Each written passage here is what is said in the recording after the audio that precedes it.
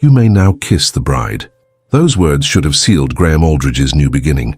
Instead, they triggered the most explosive moment of his life. The grand ballroom of the Boston Ritz-Carlton, adorned with crystal chandeliers and cascading white orchids, fell silent as Graham's eyes locked onto a figure across the room. Layla, his ex-wife, stood frozen in her black server's uniform, a tray of champagne flutes balanced in one hand. But it wasn't her unexpected presence that stopped his heart. It was the unmistakable curve of her belly, straining against the fabric of her uniform. "Graham," Scarlett's voice, his almost bride, seemed to come from miles away. "What's wrong?" The blood rushed to his head as the reality crashed down. 7 months after their divorce, Layla was pregnant. Visibly, undeniably pregnant. "Is that—" He couldn't finish the sentence. His voice strangled as he stepped away from the altar. The wedding guests turned in their seats, following his gaze to where Layla stood, her face pale with shock, as if she'd never expected to be discovered. When their eyes met, she placed a protective hand over her belly, a gesture that shattered whatever composure Graham had left. "You're pregnant," his voice echoed across the ballroom. "After everything we went through." The room erupted in whispers as Graham Aldridge, heir to one of Boston's oldest fortunes, son of Miriam Aldridge, the Queen of New England society, abandoned his bride at the altar and strode across the room toward the woman who had once been his everything. Graham had never imagined his life would become this complicated. Born into the Aldridge dynasty, his path had been mapped out since birth. The right schools, the right clubs, the right career track. Aldridge men ran the family investment firm, married strategically, and raised children who would continue the legacy. His father, Charles Aldridge, had followed this blueprint flawlessly until his death when Graham was 17, leaving Miriam as the formidable guardian of the family name and fortune. During his undergraduate years at Harvard, Graham embraced the expectations placed upon him. He excelled academically, captained the rowing team, and maintained the social connections that would serve him later. The future stretched before him, predictable and secure. Then came that rainy Tuesday in the university library's East Wing. "Excuse me, is anyone sitting here?" Graham looked up from his economics textbook to find a young woman gesturing to the empty chair across from him. She wore a faded MIT sweatshirt, her dark curly hair pulled back in a messy bun, raindrops still clinging to her shoulders. "No, go ahead," he replied, expecting that to be the end of their interaction. But as she settled into the chair, she pulled out a dog-eared copy of The Wealth of Nations, the same edition Graham was studying for his economic theory course. "Adam Smith fan?" he asked, surprising himself with the initiation. Her smile transformed her face. "More like Adam Smith critic. I'm writing a paper on the limitations of his invisible hand theory in contemporary markets." They talked until the library closed, their conversation flowing from economic theory to literature to their dreams. Layla Montgomery was everything Graham hadn't realized he was looking for: brilliant, passionate, and refreshingly real. The scholarship student from South Boston, studying economics on full merit, she challenged every assumption he'd ever had about himself and the world. By the time they parted ways that night, Graham knew something fundamental had shifted in his life. Their courtship was swift and intense. Graham found himself skipping alumni networking events to help Layla study, spending weekends exploring Boston's less affluent neighborhoods where she'd grown up, and experiencing life outside the Aldridge bubble. For the first time, he saw the world through different eyes, and he loved the view. When he brought Layla home to meet his mother, the temperature in the Aldridge mansion's grand foyer seemed to drop 10 degrees. "So, Miss Montgomery," Miriam said over dinner, her voice sharp as cut crystal, "your father works in construction, is that correct?" "Yes, Mrs. Aldridge, he's a foreman for Donnelly Construction." Layla maintained perfect composure, meeting the older woman's gaze directly. "How industrious." Miriam's smile never reached her eyes. "And your educational plans after graduation?" "I've been accepted to the doctoral program at MIT. I'm specializing in developmental economics with a focus on micro-lending initiatives." Graham watched his mother's carefully controlled reaction, the slight tightening around her mouth, the calculated pause before she responded. "Academia. How interesting." Later that night, Miriam cornered Graham in his father's old study. "She's a lovely girl, Graham, truly. But let's be practical. The Montgomerys aren't our kind of people. This is a college romance, not a foundation for your future. My future is mine to decide, Mother. He'd never directly challenged her before. Miriam's eyes narrowed. Of course it is, darling. But remember, an Aldridge doesn't just marry an individual. They marry a family, connections, a social position. Your father understood that. Times have changed. Human nature hasn't. She placed a manicured hand on his arm. I only want what's best for you and for the family. Graham proposed to Layla 6 months later, presenting her with a ring far simpler than the ornate Aldridge heirloom his mother had offered. When Layla accepted, tears streaming down her face, he felt a freedom he'd never known before. Miriam's response was glacial. I see you've made your choice. I hope you don't come to regret it. They married in a small ceremony at the MIT chapel, with more of Layla's family in attendance than his own. Miriam came, of course. Appearances must be maintained, but her silent disapproval hung like a shadow over the celebration. The first 3 years of marriage were everything Graham had hoped for. They rented a modest apartment in Cambridge, refusing Miriam's offer to purchase them a Beacon Hill townhouse. Layla completed her doctorate, while Graham took a position at a boutique investment firm rather than joining Aldridge Investments. They traveled whenever they could, volunteered at a local literacy program, and talked endlessly about the family they would build together. I want at least 3, Layla said one night as they lay in bed, her head resting on his chest. Maybe 4, a house full of noise and chaos and love. I was an only child, Graham replied, running his fingers through her hair. It was lonely. I want our kids to always have someone in their corner. They started trying for a baby on their 3rd anniversary. Months passed, then a year.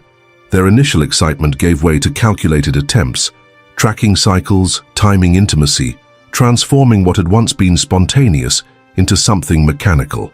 After 18 months without success, they consulted a specialist. Tests followed, uncomfortable, invasive, and emotionally draining. The diagnosis was unexplained infertility, that frustrating medical non-answer that offered no clear cause and no definitive solution. We have options, Dr. Rivera told them in her gentle voice. IVF has excellent success rates for couples in your situation. The treatments were grueling. Layla endured daily injections, hormonal upheavals, and the roller coaster of hope and disappointment with each cycle. Graham tried to be her rock, but he felt increasingly helpless watching her suffer. It will be worth it, he promised, holding her after another failed attempt. We'll have our family. Miriam, uncharacteristically, became more present in their lives during this period. She recommended specialists, sent articles about breakthrough treatments, and even offered to cover the considerable expenses that insurance didn't. Family is everything, she told Graham when he reluctantly accepted her financial help. An Aldridge should have an heir. After the 3rd failed IVF cycle, the cracks in their marriage began to show. Layla withdrew into herself, spending more time at the university where she now taught. Graham worked longer hours, avoiding the silence of their apartment. The vibrant conversations that had defined their relationship gave way to practical discussions about schedules and bills. Maybe we should consider adoption, Layla suggested one night over an untouched dinner. Graham nodded, but couldn't ignore the twist of disappointment in his gut, a feeling that immediately filled him with shame. If that's what you want. But is it what you want, Graham? Sometimes I feel like you're just going along with everything to spare my feelings. I want us to be happy again, he admitted. I miss us. The tension crystallized during a dinner at the Aldridge mansion. Miriam had invited several family friends with their children, seemingly oblivious to how this might affect Layla and Graham. Charlotte was telling me about her new fertility doctor, Miriam mentioned casually over dessert. Apparently, he's worked miracles for couples who've tried everything else. Mother, Graham warned, seeing Layla's knuckles whiten around her fork. I'm only trying to help, darling. After all, every woman wants to experience motherhood. It's nature's greatest gift. Miriam turned to Layla with practiced sympathy, and Graham would make such a wonderful father. Later that night, Layla broke down in their bathroom, door locked, muffling her sobs. When she finally emerged, her eyes were red, but her voice was steady. I can't do this anymore, Graham. The treatments, the disappointment, your mother's helpful comments, it's killing me. We'll figure something out, he promised, reaching for her. She stepped back. No, you don't understand. I don't think I can do us anymore. The words hung between them, heavy and final. What are you saying? His voice sounded strange to his own ears. I'm saying that maybe we want different things. You come from a family where lineage matters, where heirs matter. I can't give you that. That's not fair. I've never once blamed you for... You don't have to blame me. I blame myself enough. Her voice cracked. And every time I see you with our friends' children, every time I watch you pretend not to be disappointed after another failure, it breaks me a little more. Graham felt as if he were standing on shifting ground. So what do you want to do? I think we need to consider... She couldn't finish the sentence, but she didn't need to. The word divorce was never spoken that night, but it hung in the air between them, taking shape in the silence. As Graham lay awake beside his wife's sleeping form, he felt something inside him surrender to the inevitable. Perhaps Layla was right. Perhaps some dreams weren't meant to be realized. Perhaps his mother had been right all along. He had chosen with his heart rather than his head, and now they were both paying the price. By morning, Graham had made his decision. He would file for divorce. He would let Layla go, free her from the burden of his expectations and his family's pressure. It seemed like the only loving choice left to make, even as it tore his heart in two. What he couldn't know was that the true devastation, and the truth that would upend everything he believed, was still months away, waiting to explode at the altar of his second wedding, with Layla standing before him, carrying the child they had been told they could never have. Mrs. Aldridge, I need your signature on these consent forms for the medication substitution. Doctor. Rivera's nurse waited patiently as Miriam smoothly took the clipboard. The private fertility clinic's consultation room was tastefully decorated in muted blues and grays, designed to project calm professionalism. And you're certain this alternative won't affect the efficacy of my daughter-in-law's treatment? Miriam asked, her Mont Blanc pen poised above the signature line. As Dr. Rivera explained, it's a very similar compound. The pharmaceutical company assures us it's comparable to the prescribed medication, just more cost-effective for the clinic. The nurse's rehearsed explanation came with practiced ease. The substantial donation Miriam had made to the clinic's research foundation 3 months earlier remained tactfully unmentioned.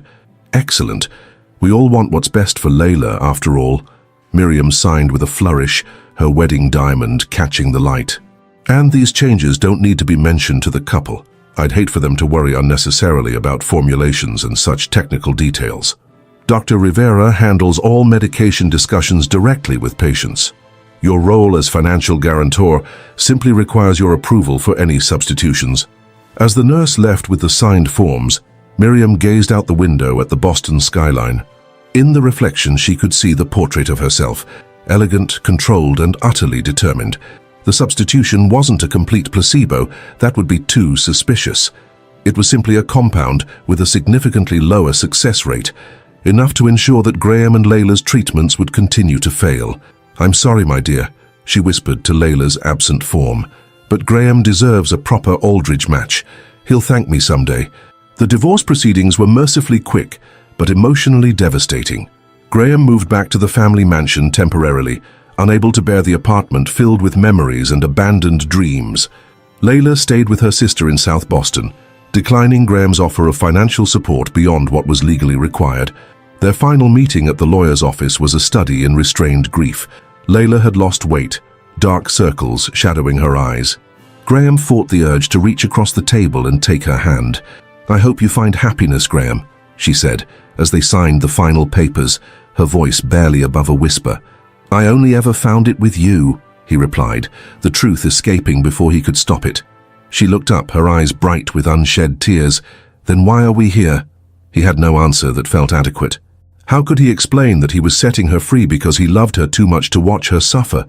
That he believed she could find a better life without the weight of his family's expectations? That perhaps, with someone else, she might still have the child she desperately wanted? Instead, he said, because sometimes love isn't enough. She nodded slowly, as if she'd expected nothing more. Goodbye, Graham. He watched her walk away, her shoulders straight despite everything, and felt as though a vital part of himself left with her. Graham, darling, you remember Scarlett Morgan from the Symphony Gala last year? Miriam's voice cut through the fog of Graham's grief as he absently pushed food around his plate at their weekly dinner. 3 weeks had passed since the divorce was finalized, and he'd barely left the mansion except for work.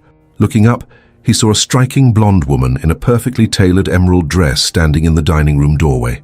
Scarlett Morgan, daughter of Senator William Morgan, Harvard Business School graduate, and board member of 3 prominent charities. The kind of woman his mother had always envisioned for him. "Ms. Morgan," he acknowledged with a nod, not bothering to rise. "Please call me Scarlett." Her smile was practiced but warm. "I'm so sorry to intrude on your dinner. Your mother mentioned you might have some insights on the Harrington Foundation's investment strategy, and I'm heading their finance committee this year." Graham shot his mother a look of irritation, recognizing the transparent setup. But as the evening progressed, he found himself reluctantly engaged by Scarlett's sharp intelligence and dry wit. Unlike the vapid socialites his mother usually paraded before him, Scarlett had substance, a mind that challenged his own. "You're not what I expected," he admitted as they shared a nightcap in the library after Miriam tactfully excused herself, "because I'm not just a pretty face with the right pedigree." Scarlett's directness was refreshing. "Something like that." She studied him over her glass of scotch. "We all play our parts, Graham. Some of us are just better at remembering their roles, not our true selves." The cryptic comment lingered in his mind, long after she'd left. There was something in her eyes, a fleeting sadness perhaps, that resonated with his own state of mind. Their relationship progressed with startling speed. Scarlett was easy company, sophisticated, undemanding, and seemingly content with the emotional walls Graham maintained. They made sense on paper. Similar backgrounds, complementary career trajectories, shared social circles. If he sometimes caught himself comparing her polished laugh to Layla's uninhibited one, or noticing how Scarlett never challenged his opinions the way Layla had, he pushed those thoughts aside. This was adult love, he told himself. Practical, sensible, uncomplicated. Miriam was delighted. "She's perfect for you, darling. The Morgans are exactly the kind of family the Aldridges should align with." When he proposed after just 4 months, both families were thrilled. If the diamond ring felt heavier in his pocket than the simple band he'd once given Layla, he ignored the sensation. When Scarlett accepted with a perfect smile that didn't quite reach her eyes, he told himself it was just the champagne making him imagine the hesitation. The wedding plans quickly took on a life of their own. Miriam and Senator Morgan's wife, Victoria, joined forces to create what society columns were already calling the Wedding of the Year. 800 guests, a historic cathedral, reception at the Ritz-Carlton, honeymoon on the Morgan family's private island. Graham watched the preparations with detached interest, signing checks and showing up for fittings. If he felt like an actor in someone else's production, he kept that observation to himself. Layla discovered she was pregnant 6 weeks after the divorce was finalized. The irony was almost too much to bear. After years of trying countless treatments and heartbreak, her body had chosen now to accomplish what had seemed impossible. The initial shock gave way to confusion, then joy, then a crushing wave of grief. This was what they had wanted so desperately, the dream that had slipped through their fingers. And now it was happening too late. Dr. Rivera was equally baffled. "I've seen this phenomenon occasionally. Stress reduction after stopping treatment sometimes results in natural conception. But given your previous test results, this is unusual. Could the tests have been wrong?" Layla asked, one hand unconsciously resting on her still flat abdomen. Dr. Rivera frowned, flipping through Layla's chart. "The diagnostic tests were quite thorough. Let me review your case again and order some follow-ups." 2 days later, Layla received a call from Dr. Rivera's office requesting an urgent meeting. When she arrived, the doctor's usual professional composure seemed shaken. "Mrs. Aldridge, it's Ms. Montgomery now," Layla corrected quietly. "Ms. Montgomery, I owe you an apology." Dr. Rivera placed a folder on the desk between them. "There were irregularities in your treatment protocol that I've just discovered." "What kind of irregularities?" "The fertility medications you were receiving weren't the ones I prescribed. They were similar in composition but significantly less potent." Layla felt as if all the air had been sucked from the room. "Are you saying someone deliberately sabotaged my treatments?" "I don't know who authorized the substitution, but it occurred consistently throughout your IVF cycles. I've launched a full investigation and reported this to the medical board." "Who would have had the authority to make that change?" Layla's voice was dangerously calm. Dr. Rivera hesitated. "The financial guarantor for your treatment signed off on medication changes. In your case, that was Miriam Aldridge," Layla finished, cold clarity washing over her. "My former mother-in-law." Leaving the clinic, Layla walked for hours through Boston's streets, her mind racing. Miriam had always opposed their marriage, always looked at Layla as if she was something temporary, an inconvenience to be tolerated. But to actively sabotage their chances of having a child, the cruelty was unfathomable. Her first instinct was to call Graham, to tell him everything. Her finger hovered over his name in her contacts, but doubt crept in. What if he didn't believe her? What if he sided with his mother? The divorce was final, and according to her sister, he was already engaged to someone new, some society woman with the right connections. The news of Graham's engagement had been a knife to her heart. The society pages gushed about the perfect match, the union of two distinguished families. There was even a photo, Graham in a tuxedo beside a stunning blonde, his mother beaming between them. Now, understanding Miriam's manipulation, Layla saw the bigger picture. She had been systematically removed so that Graham could fulfill his family's expectations, and the child growing inside her, the child that should have brought them together, would now be raised without its father. Unless... The thought took root slowly. Graham deserved to know about Miriam's betrayal, about the child they had created against all odds. But confronting him directly risked Miriam intervening again, spinning the story, maintaining control. Layla needed irrefutable proof, a moment where the truth would be undeniable, and she needed to deliver it in a way that would expose Miriam's manipulations publicly, so there could be no more secrets, no more control. Through her extensive academic network, Layla learned the exact date and location of Graham's wedding. The revelation that it was happening so soon, barely 7 months after their divorce, only strengthened her resolve. Getting inside would be the challenge. Security would be tight for such a high-profile event, and she wasn't exactly on the guest list, but service staff would be needed. Servers, kitchen help, coat check attendants. Layla's friend Maria worked for a catering company that often handled elite Boston events. A few calls, a favor called in, and Layla had her way in, a temporary position as a champagne server for the reception. "Are you sure about this?" Maria asked, as they changed into their uniforms in the staff area of the Ritz-Carlton. "You're what, 4 months along now? Maybe this isn't the best idea." Layla smoothed the black uniform over her expanding belly. The baby, their baby, made its presence known with a gentle flutter. "He deserves to know the truth, Maria, both about the child and about what his mother did. And you're sure the timing has to be so dramatic? Couldn't you just call him?" Miriam would intercept any message, control any private meeting. This way everything will be in the open. Layla took a deep breath and picked up her serving tray. Sometimes the truth needs an audience. As she navigated through the kitchen toward the grand ballroom, where Graham would soon be married, Layla felt a strange calm settle over her. Whatever happened next would change all their lives forever. But for the first time in years, she was taking back control from Miriam Aldridge. The wedding march began to play as Layla positioned herself near the back of the ballroom, tray of champagne flutes balanced carefully in one hand. She watched as Graham stood at the altar, handsome in his tuxedo, but with shadows in his eyes that she recognized all too well. Beside him, his bride was a vision in white lace, her blonde hair arranged in an elegant updo. Layla hadn't planned exactly when to make her presence known. Part of her had hoped just to observe, to find Graham after the ceremony. But as the minister spoke the words, "If anyone can show just cause why this couple cannot lawfully be joined together, speak now or forever hold your peace," fate intervened. Graham's restless gaze, scanning the crowd perhaps in search of something he couldn't name, landed directly on her. Their eyes locked across the crowded room and time seemed to stop. She saw the exact moment recognition hit him, watched as his gaze dropped to her unmistakable pregnancy. The minister continued, oblivious to the silent drama unfolding.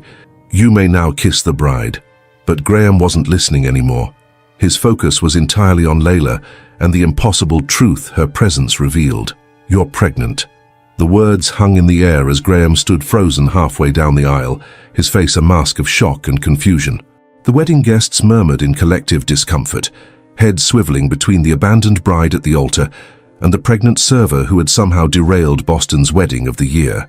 Layla's heart hammered against her ribs as she set the champagne tray on a nearby table with trembling hands. This moment of confrontation had played out dozens of times in her imagination, but the reality was infinitely more terrifying. "Graham?" she managed, her voice barely audible over the rising whispers. He strode toward her with purpose, eyes never leaving her face, as if afraid she might disappear if he blinked. When he reached her, he stopped just short of touching her, his hands clenched at his sides. How? The single word contained multitudes. Confusion, anger, hope, betrayal. Perhaps this isn't the appropriate venue for such a discussion, came Miriam's cool voice as she materialized beside them, social damage control already in progress. Graham, your bride is waiting. Graham ignored his mother completely, his attention fixed on Layla. Is it mine? He asked, his voice raw with emotion. Before Layla could answer, Miriam interjected. Don't be absurd, Graham. You know that wasn't possible. The specialists confirmed it, Ms. Montgomery has clearly moved on rather quickly, and this theatrical display is, yes? Layla's single word cut through Miriam's practiced deflection. The baby is yours, Graham. The collective gasp from the assembled guests was audible.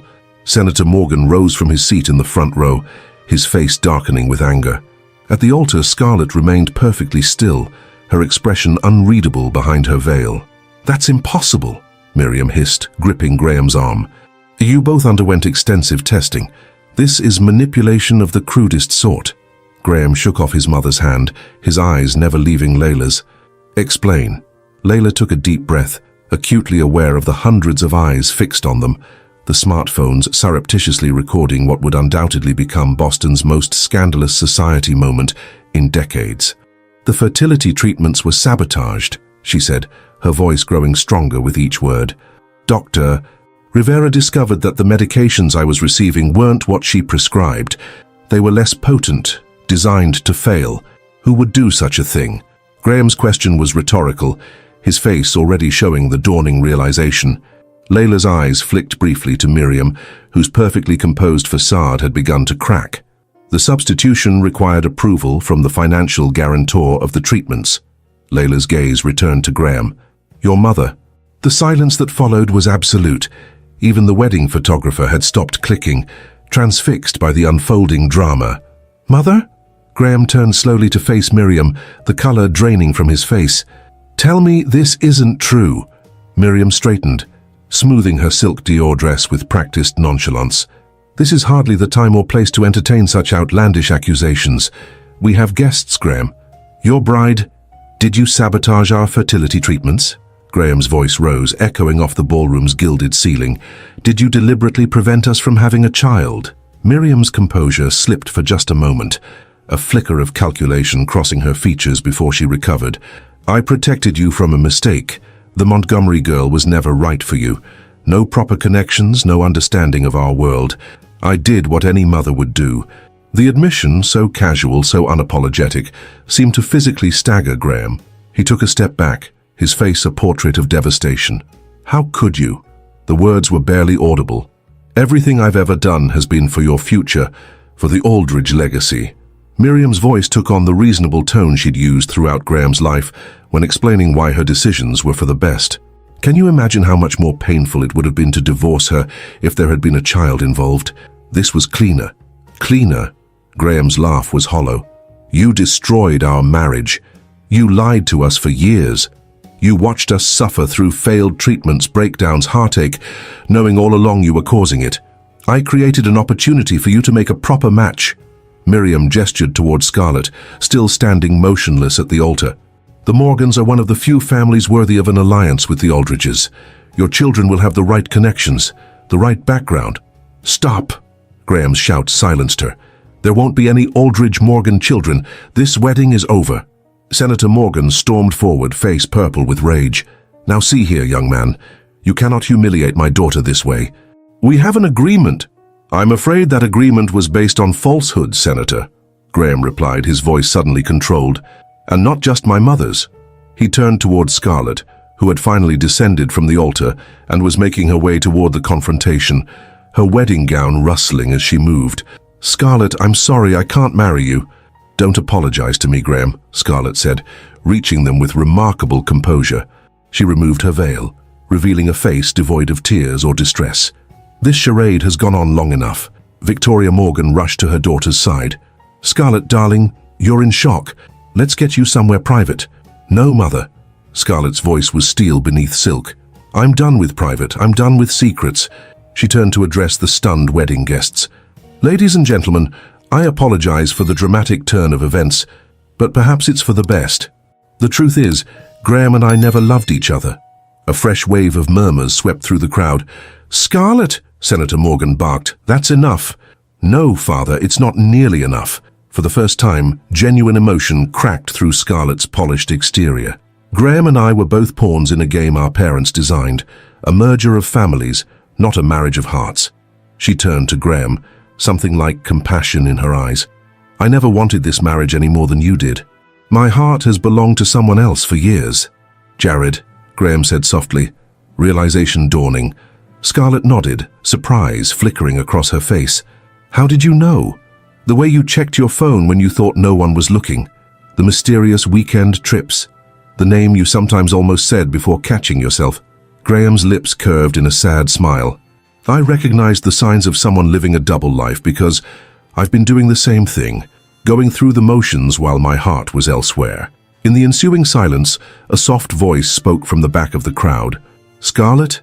A tall man with glasses and rumpled dark hair stood uncertainly at the ballroom entrance, looking desperately out of place among the society elite. "Jared," Scarlett breathed, her composed mask finally crumbling completely. "You came. I couldn't let you go through with it," he said, stepping forward despite the scandalized stares. "Not without telling you one more time that I love you, that I've always loved you." Senator Morgan moved to intercept him, but Scarlett was faster, gathering her voluminous skirts and rushing to meet Jared halfway down the aisle, the same aisle she was supposed to have walked as a bride. When they embraced, the raw emotion on both their faces made even the most hardened society matrons look away in discomfort. Victoria Morgan collapsed into a nearby chair, fanning herself frantically. "This can't be happening. The Morgan name. The scandal. Oh, it's happening, Mother," Scarlett called over her shoulder, still clinging to Jared. "And for the first time in my life, I'm choosing happiness over duty." She turned back to the gathered guests. "Jared and I are leaving for Europe tonight. I'm sorry for the inconvenience, but the reception will have to proceed without a bride and groom." The ballroom erupted into chaos. Exclamations of shock, hurried photographs, urgent phone calls to gossip columnists. Through it all, Graham stood utterly still, watching as one carefully constructed reality collapsed around him. "Graham," Layla's voice recalled him to the moment. She stood before him, one hand protectively curved around her belly. "I'm sorry, I didn't plan to disrupt everything like this. I just needed you to know the truth." He looked at her as if seeing her clearly for the first time. "Our baby," he said wonderingly, reaching out to touch her stomach before catching himself. "Yes," she said simply. "Our miracle." Miriam's voice cut through their moment. "This changes nothing, Graham. The girl trapped you once. Now she's trying again. We can manage this situation. Financial support, a discreet arrangement." "Mother, stop." Graham's voice was ice. "There is no we anymore. You stole years from us. You manipulated medical treatments. You lied to your own son. You watched us suffer, knowing you were causing that pain." "I was protecting the Aldridge name," Miriam insisted, though her legendary composure was crumbling. "Everything I did was for family." "No, everything you did was for control." Graham's clarity was sudden and absolute. "The Aldridge name means nothing to me anymore." He removed his family signet ring, the one his father had given him on his 18th birthday, and placed it in Miriam's palm. "I'm done." "You don't mean that," Miriam whispered, genuine fear crossing her features for the first time. "Where will you go? What will you do? You're an Aldridge. This is your world." "Not anymore." Graham turned away from his mother, refusing to witness her collapse as the realization of what she'd lost overtook her. Instead, he focused entirely on Layla. "I don't expect you to forgive me. I don't deserve it. But please, can we talk? Somewhere private." Layla hesitated, acutely aware of the hundreds of eyes watching them, the whispered commentary, the social media storm that was undoubtedly already brewing. "Yes," she finally said, "but not here. Not now." "I understand." Graham reached for her hand, then stopped himself. "Can I call you tomorrow? I think we have a lot to figure out." Layla managed a small smile that didn't quite reach her eyes. "But yes, call me tomorrow." Graham nodded, then straightened his shoulders and addressed the stunned wedding guests. "Ladies and gentlemen, as you've gathered, there will be no wedding today. Please enjoy the reception with my compliments. The bar is open, the band will play, and the food is excellent. Consider it a very expensive party to celebrate truth, however uncomfortable it might be." With that, Graham Aldridge, heir to one of Boston's oldest fortunes, now self-exiled from that legacy, walked out of the grand ballroom alone, leaving behind the shattered remains of the life others had designed for him. Behind him, Miriam Aldridge sank into a chair, the signet ring clutched in her trembling hand, watching as her careful plans and the control she'd maintained for decades dissolved into nothing.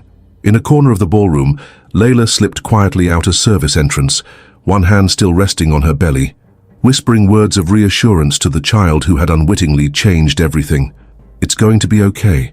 Somehow, it's going to be okay." What none of them could know was how much more would be revealed, how many more secrets would surface, and how the foundations of their lives would continue to shift in the days to come. The Boston Phoenix headline said it all. Aldridge wedding disaster. Pregnant ex-wife, secret lover, and family sabotage.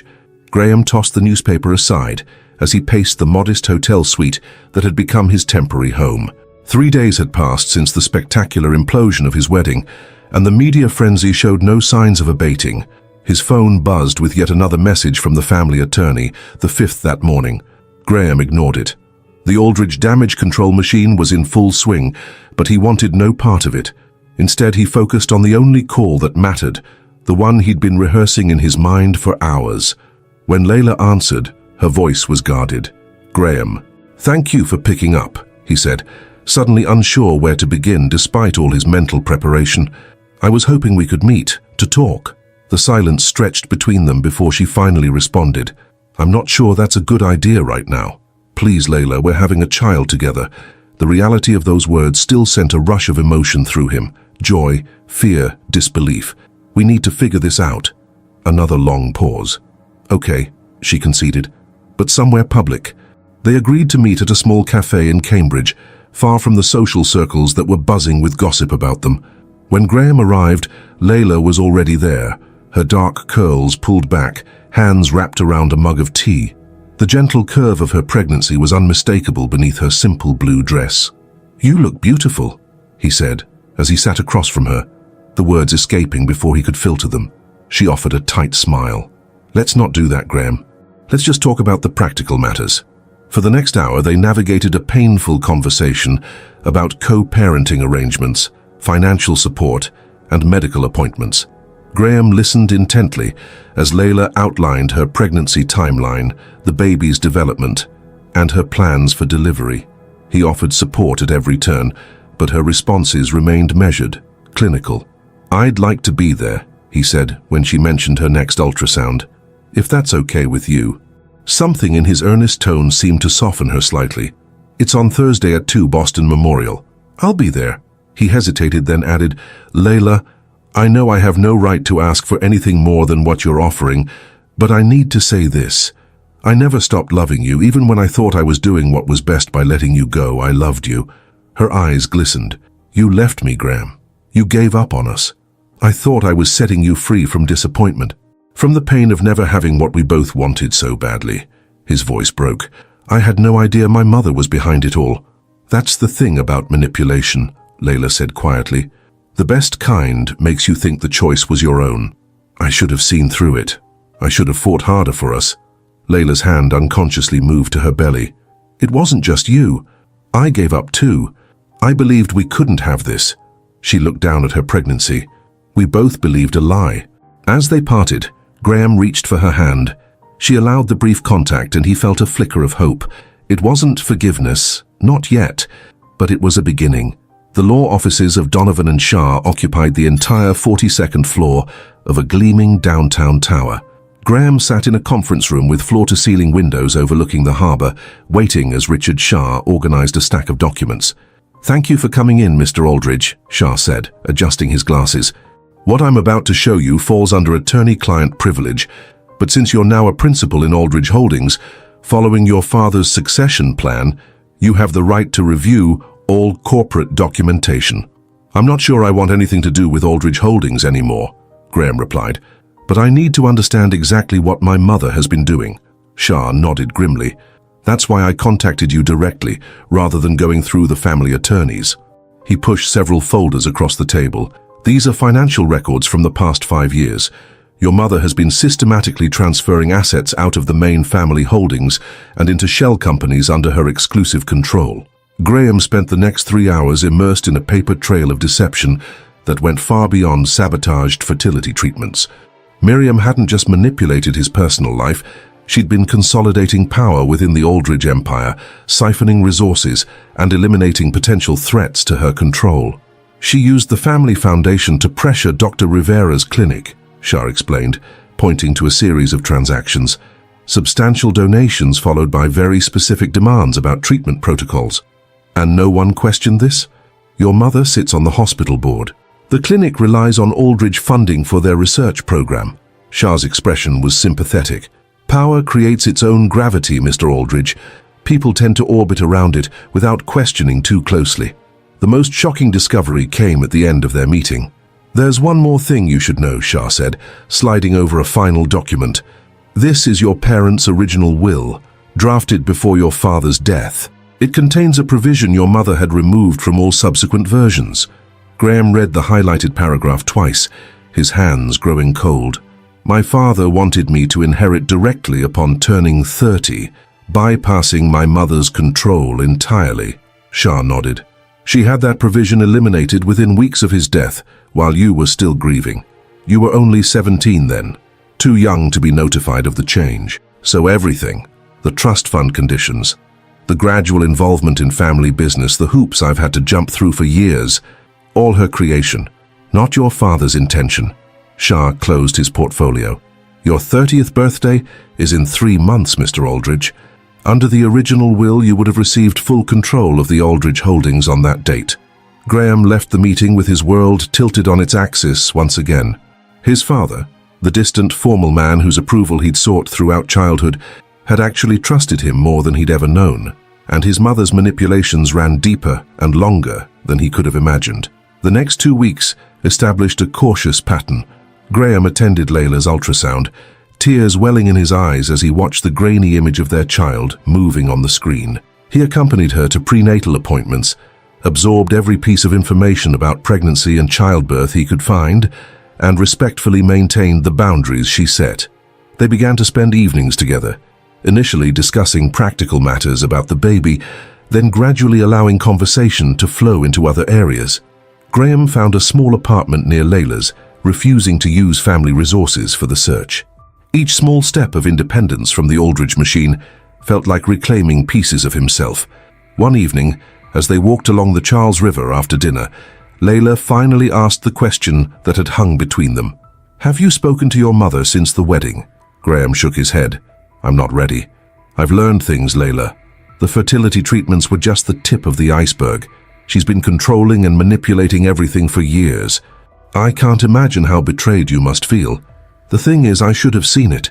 Graham stopped walking, turning to face the water. "She's always been controlling, always insisted on being the center of every decision. I just never thought she'd go so far. She's still your mother," Layla said softly. "Whatever she's done, how can you say that after what she did to you? To us?" Layla was quiet for a moment. "Because I don't want our child to grow up in the shadow of bitterness. I'm not saying you should forgive her or let her back into your life. Just make peace with it somehow for your own sake." Graham looked at her with wonder. "How did you get so wise?" Her smile was genuine this time, reaching her eyes. "Carrying another life inside you puts things in perspective." Later that night, as Graham walked Layla to her door, something shifted between them. Their goodnight hug lingered, and when she looked up at him, the guarded expression she'd maintained for weeks had softened. "Would you like to come in?" she asked quietly. Inside her apartment, surrounded by memories of their shared past, books they'd read together, a painting they'd found at a street fair in Paris, photos she hadn't taken down even after the divorce, Graham felt an overwhelming sense of coming home. "I've missed you," he admitted, his voice rough with emotion. "Every day, every hour since I walked away." Layla took his hand and placed it on her belly. "We've missed you too." The baby kicked against his palm, a miraculous flutter of movement that broke something open inside Graham. He dropped to his knees, pressing his forehead gently against Layla's stomach, tears flowing freely now. "I'm so sorry," he whispered. To Layla, to their child, to the family they'd almost lost forever. I promise I will never leave again. I will never give up on us again. Layla's fingers threaded through his hair. I believe you, she said simply, and in those 3 words lay the beginning of forgiveness. The Aldridge family attorney, Walter Cabot, cornered Graham as he left a meeting with his new personal financial advisor the following week. Your mother has been trying to reach you, Cabot said, his expression grave. It's urgent, Graham. I'm not interested in another attempt at damage control, Walter. This isn't about the company or the scandal. Cabot lowered his voice. She's unwell, very unwell. Graham's step faltered. What are you talking about? Stage 4 pancreatic cancer. She was diagnosed 6 months ago. The revelation hit Graham like a physical blow. 6 months? That's impossible. She's been managing the company, planning a wedding, manipulating everyone's lives. You know your mother. She refused to let the diagnosis change her plans. Cabot looked genuinely distressed. The doctors gave her a year at most. She's already past the 6-month mark. Why are you telling me this? Because she's asking to see you, one meeting, that's all. Cabot handed him an envelope. She's at Mass General, private wing under an assumed name to avoid the press. The details are all there. Graham took the envelope automatically, his mind reeling. Does anyone else know? Just her private medical team and myself. Not even the board has been informed yet. Cabot straightened his tie nervously. She wanted to speak with you first, before making any arrangements for the company's future. After Cabot left, Graham sat in his car for nearly an hour, the unopened envelope on the passenger seat beside him. Cancer. His mother was dying. The woman who had orchestrated his entire life, who had stolen years of happiness from him and Layla, who had lied and manipulated at every turn, was now facing her own mortality. That evening, he showed the envelope to Layla, still unopened. I don't know what to do, he admitted. Part of me doesn't want to give her the satisfaction of seeing me. Part of me needs answers only she can provide. Layla considered the situation carefully. If you don't go, you might regret it for the rest of your life, even after everything she did to us, especially because of what she did. Layla took his hand. This might be your only chance to ask why, to say all the things you need to say. Not for her, for yourself. Graham nodded slowly. Will you come with me? Layla's expression softened. This is something you need to do alone, but I'll be here waiting when you come back. That night, as they lay together in Layla's bed, rebuilding the intimacy they'd lost, Graham finally opened the envelope. Inside was a simple note in his mother's elegant handwriting. Symphony Suite, Mass General, tomorrow at 11, please come. There are things you need to know. Mother. Graham set the note on the nightstand and curled around Layla, his hand resting protectively over their growing child. Tomorrow he would confront the architect of so much pain. Tonight he would hold close the future he'd nearly lost. As dawn broke, Graham awoke to find Layla watching him, her eyes thoughtful. What are you thinking? He asked. That I'm still angry at your mother, she admitted. But I'm also grateful. Grateful? For what she did to us? Layla placed his hand on her belly where their child moved beneath his palm. If we hadn't divorced, if I hadn't discovered the truth about the treatments, if the wedding hadn't imploded so spectacularly, we might never have found our way back to each other. We might never have known about our child. Graham considered this paradox as he dressed for the hospital visit.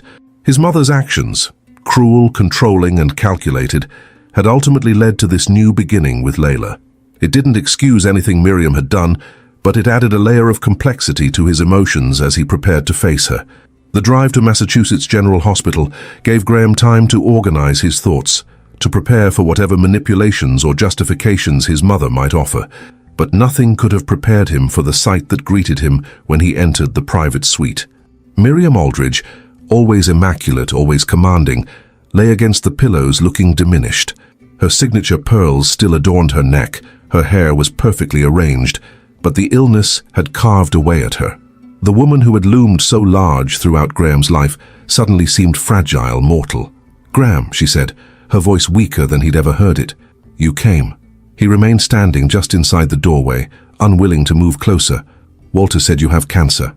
Always direct, just like your father. A ghost of her usual smile crossed her lips.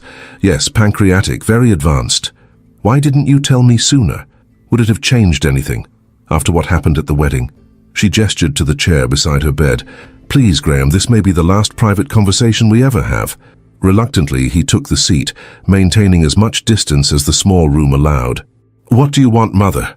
Miriam's hand trembled slightly as she reached for a glass of water. "I want to explain, though I don't expect forgiveness. And there are practical matters we must discuss. The company, the foundation, your inheritance." "I don't want any of it," Graham said flatly. "Keep your empire. It was built on manipulation and lies anyway. Not all of it." Miriam's eyes, still sharp despite her weakened state, held his. "Your father built something honorable. My methods may have been questionable, but I protected his legacy. For you. By sabotaging my marriage. By preventing us from having a child." Graham's control began to slip. "Do you have any idea what you took from us? The years of heartbreak, the pain Layla endured with those treatments thinking there was something wrong with her. I did what I thought was necessary." For the first time, something like regret crossed Miriam's features. "The Montgomery girl. Her name is Layla." "Layla," Miriam corrected herself. "She wasn't right for the Aldridge name. No connections, no understanding of our world. I was protecting you from a mistake. It wasn't your choice to make." "Perhaps not." Miriam looked down at her hands, the diamond on her finger catching the light. "But you must understand, Graham, everything I've done, every decision I've made since your father died, has been to secure your future. My future was with Layla. It always has been." A nurse entered to check Miriam's vital signs, temporarily halting their conversation. When they were alone again, Miriam seemed even more tired, the brief interaction having drained what little energy she had. "There's a file in the drawer there," she said, gesturing weakly to the bedside table. "Financial information, account access, properties, everything you'll need. I told you, I don't want—" "It's not just about you anymore, Graham." Miriam's voice sharpened momentarily, a flash of her old self breaking through. "You're going to be a father. That child, your child, deserves their birthright, whatever you may think of me." The mention of his child silenced Graham's objections. Despite everything, Miriam was right about one thing. The baby Layla carried was an Aldridge and would face a different future because of it. "There's one more thing." Miriam seemed to be gathering her strength for what came next. "I need to ask a favor. One last request." Graham looked at his mother, the woman who had shaped him, controlled him, and betrayed him, and saw for the first time not the formidable Miriam Aldridge, but simply a dying woman with regrets. "What is it?" he asked, his voice softer than he'd intended. "I'd like to meet with both of you. You and Layla. Once more before—" She didn't finish the sentence. "There are things she deserves to hear directly from me. Apologies that need to be made." The request took Graham by surprise. In all his life, he'd never heard his mother apologize for anything. The concept of Miriam Aldridge expressing remorse seemed almost as improbable as the illness that was clearly consuming her. "I'll ask her," he said finally, "but I won't pressure her. If she doesn't want to see you, that's her choice." "Of course." Miriam closed her eyes briefly, exhaustion evident in every line of her face. "Thank you for coming, Graham. Whatever else you may believe, know that I have always loved you. Perhaps not in the right way, but with everything I had." As Graham rose to leave, Miriam reached for his hand. Her grip was surprisingly strong, a momentary echo of the woman she had been. "One last thing," she said urgently. "There's something you need to know about your father's death, something I've never told anyone." Graham stood motionless, his hand still clasped in his mother's surprisingly strong grip. "What about father's death?" Miriam's eyes, those sharp, calculating eyes that had assessed and judged his entire life, now held a vulnerability he'd never witnessed before. "It wasn't a heart attack," she said quietly. "At least, not exactly." "What are you talking about? I saw the death certificate. I heard the doctors explain." "The official story." Miriam released his hand and reached for a small key on her bedside table. "Second drawer of that cabinet, the blue folder." Graham hesitated, then crossed to the ornate cabinet and unlocked the drawer. Inside lay a worn blue leather folder, the kind his father had used for important documents.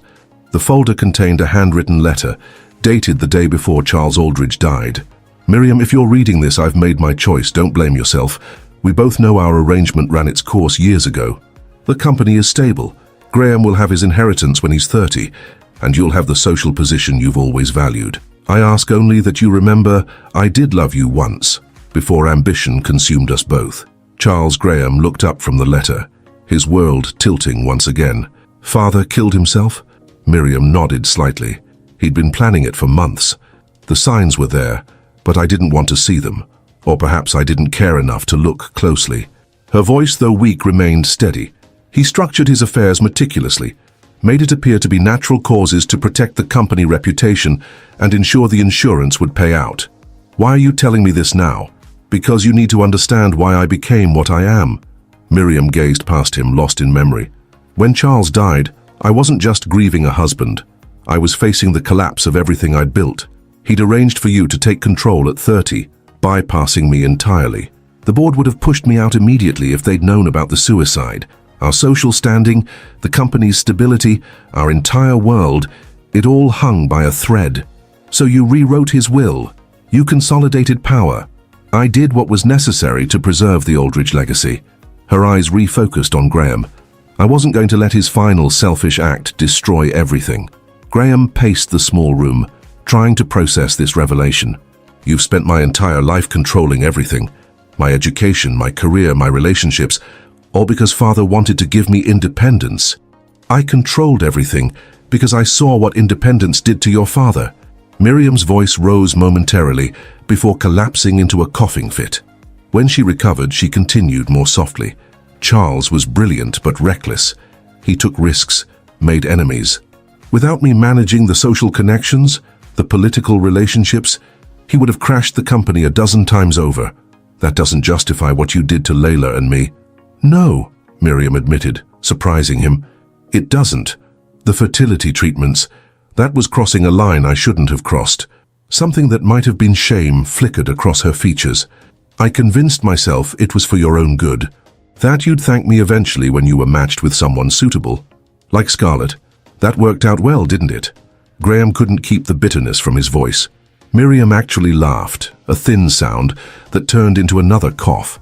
Scarlett Morgan was a miscalculation. I knew her mother was pushing her toward a prestigious match, but I missed the boyfriend. An oversight I wouldn't have made in my prime. The casual way she referred to orchestrating lives, his, Layla's, even Scarlett's, reignited Graham's anger. Was anything in my life ever my own choice? Harvard, she said after a moment's consideration. I wanted Yale for you. You were quite stubborn about it. The absurdity of this minor concession in a lifetime of manipulation left Graham speechless. He stared at his mother, this diminished yet still calculating woman, and felt a complex tangle of emotions. Rage, pity, grief for what might have been. I need to go, he said finally. I'll talk to Layla about meeting with you, but I'm making no promises. Miriam nodded weakly. The doctors say I have weeks, not months.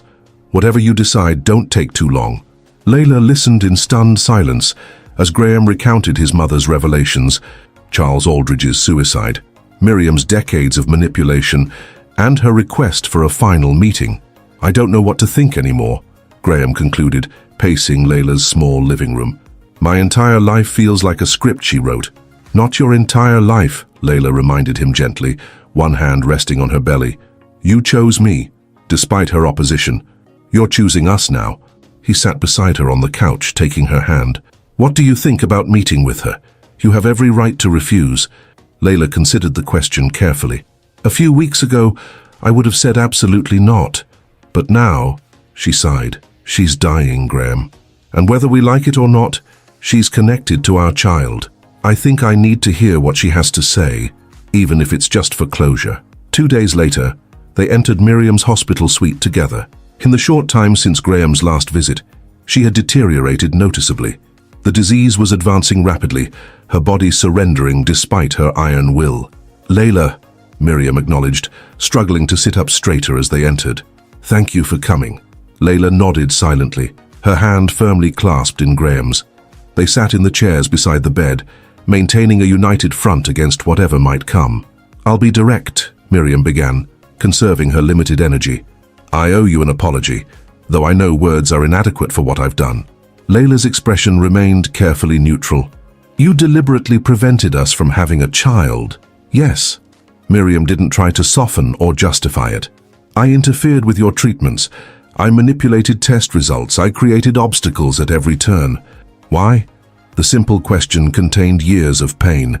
Because children bind people together permanently, and I didn't want Graham permanently tied to someone outside our circle. Miriam's honesty was brutal. I believed he needed a strategic match, someone who understood our world and its requirements. I was wrong. The admission hung in the air between them. You watched me suffer through those treatments, Layla said quietly. Month after month, year after year. You saw what it did to me, to us. I did. For the first time, genuine remorse crossed Miriam's features. At first, I justified it as necessary. Later, I think I simply couldn't admit I'd gone too far. Pride has always been my greatest sin. Graham tightened his grip on Layla's hand as she absorbed this confession.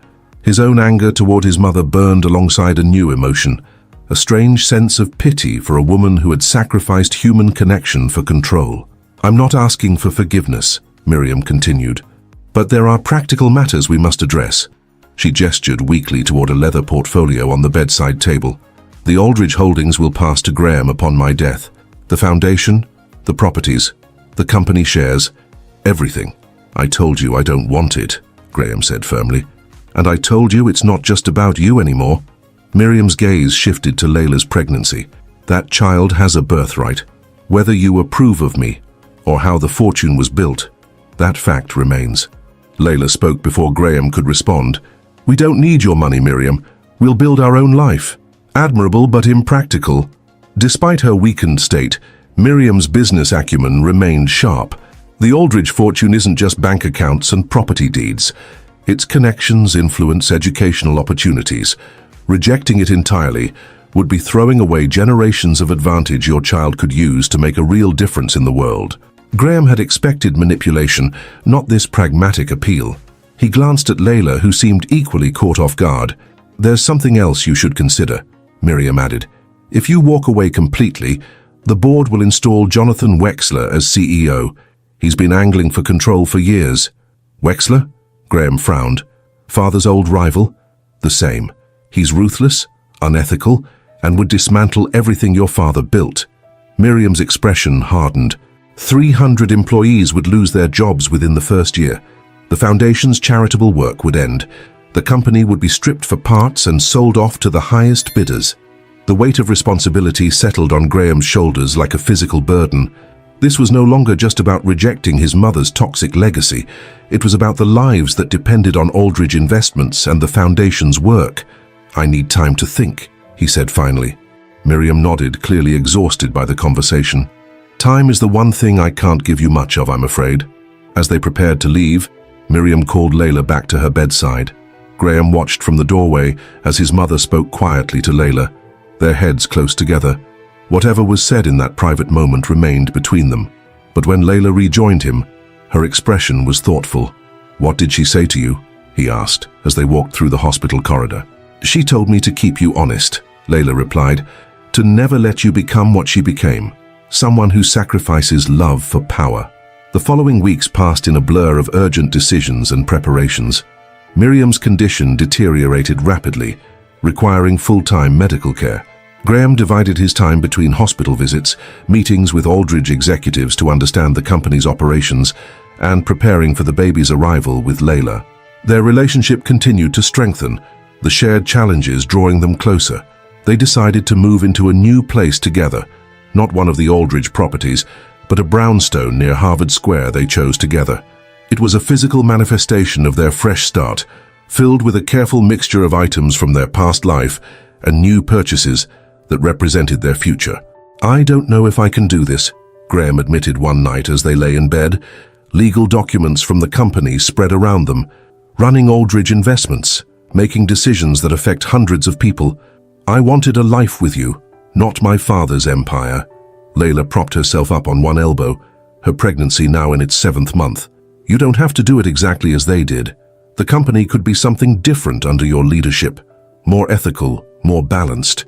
What if I'm not cut out for it? Then we'll figure something else out. Her certainty was calming, but don't reject it just because it was hers. Don't let Miriam have that power over you still. The wisdom of Layla's perspective helped Graham see beyond his knee-jerk rejection. Over the next several days, he immersed himself in understanding the company's operations, meeting key employees, and assessing the truth of his mother's claims about Wexler's intentions. What he discovered was unsettling. Wexler had indeed been positioning allies throughout the company, preparing for a takeover that would likely result in massive job cuts. The Aldrich Foundation, which funded educational initiatives in underserved Boston communities, was vulnerable without family leadership. The choice wasn't as simple as accepting or rejecting an inheritance. It was about preventing damage to people who depended on the Aldrich institutions. Graham was wrestling with these realities when an urgent call came from the hospital. Miriam had taken a turn for the worse. The doctors didn't expect her to last through the night. He rushed to the hospital, calling Layla on the way. "You don't have to come," he assured her. "It's late and in your condition. I'll meet you there," she said firmly. "You shouldn't be alone for this." When Graham arrived at the hospital suite, the transformation in his mother shocked him. Miriam Aldrich, who had commanded rooms with her presence, who had orchestrated lives like chess pieces, now looked impossibly frail, her breathing labored, her once sharp gaze clouded with medication. "Graham," she whispered as he approached the bed. "You came." "Of course I came." Despite everything, she was still his mother. She gestured weakly for him to come closer. When he leaned in, she asked, "Have you decided about the company?" Even now, business remained her focus. Graham felt a complex mixture of frustration and sad understanding. "I'm still figuring it out." "No more time," she murmured. "Papers on the table. Sign them." Graham glanced at the legal documents carefully arranged on the bedside table. "What are they?" "Transfer of control, immediate, not upon death." Her breathing grew more labored. "You need to take over now, before Wexler makes his move." Graham hesitated, the weight of the decision pressing down on him. This wasn't how he'd imagined making such a momentous choice, rushed at his dying mother's bedside, without time for proper consideration. "I can't just—" "You can," she interrupted with surprising strength. "You must, for the people who depend on Aldrich, for your child's future." The mention of his child crystallized something in Graham's mind. Whatever his feelings toward his mother, whatever his reservations about stepping into his father's shoes, he couldn't allow Wexler to destroy what generations had built, not when so many people would be hurt in the process. "I'll sign," he said finally. "But I'm going to run things my way, not yours, not father's, my way." A ghost of a smile crossed Miriam's pale lips, as it should be. As Graham reviewed the documents, the hospital room door opened. Layla entered, slightly breathless, one hand supporting her pregnant belly. "I came as quickly as I could," she said, moving to Graham's side.